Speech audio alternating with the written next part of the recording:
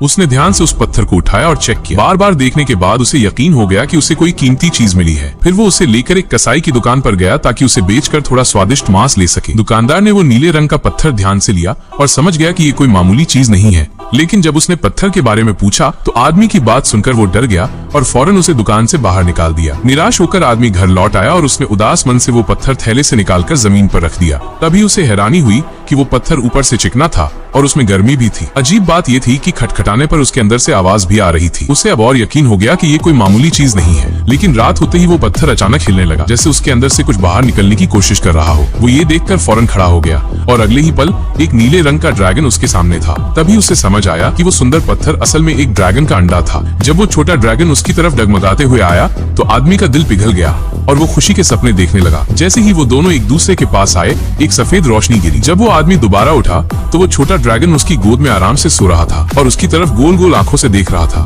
वो कुछ समझ पाता इससे पहले ही उसके हाथ में तेज दर्द हुआ। उसने देखा कि उसकी हथेली में एक अजीब सा निशान बन गया था। इससे पहले कि वो और कुछ सोच पाता, बाहर से किसी की आवाज आई और उसका ध्यान टूट गया। उसने देखा कि छोटा ड्रैगन डर रहा है और रोने ही वाला है। तो उसने बाहर से दूध लेकर उसे पिलाने की कोशिश की, लेकिन ड्रैगन ने बस उसे सूंघा और सारा दूध जमीन पर गिरा दिया। ऐसा लगा कि उसे दूध पसंद नहीं आया। जब वो आदमी ये सोच रहा था कि अब क्या करे, तो उसे पास ही किसी जानवर की आवाज सुनाई दी। आवाज सुनते ही ड्रैगन तेजी से उसकी तरफ दौड़ा और ऊपर से कूद गया। वो आदमी भी उसके पीछे गया और देखा कि एक चूहा ड्रैगन के मुंह में था। साफ था कि वो एक मांसाहारी जानवर था। अब वो दोनों साथ साथ रहने लगे। वो आदमी समझ गया कि ये अकेला है और उसने मन ही मन फैसला किया कि वो इसे अच्छे से पालेगा। फिर उसने ड्रैगन को बाहर ले जाकर उड़ना सिखाने की कोशिश की। बार बार समझाने पर ड्रैगन जल्द ही उड़ना सीख गया। लेकिन जैसे ही उसने उसे दूर उड़ते देखा, वो थोड़ा उदास हो गया। तभी उसके हाथ में एक तेज दर्द हुआ और वो निशान चमकने लगा। इससे पहले कि वो कुछ समझ पाता, एक बहुत बड़ा ड्रैगन उसके सामने आ गया। वो आदमी यकीन नहीं कर पा रहा था, लेकिन वो विशाल ड्रैगन उसके छोटे ड्रैगन जैसा ही दिख रहा था। उसने हिम्मत करके बड़े ड्रैगन से बात की और उसकी हैरानी की कोई हद नहीं रही जब ड्रैगन ने उससे बात की। लेकिन तभी ड्रैगन ने उसे एक नाइट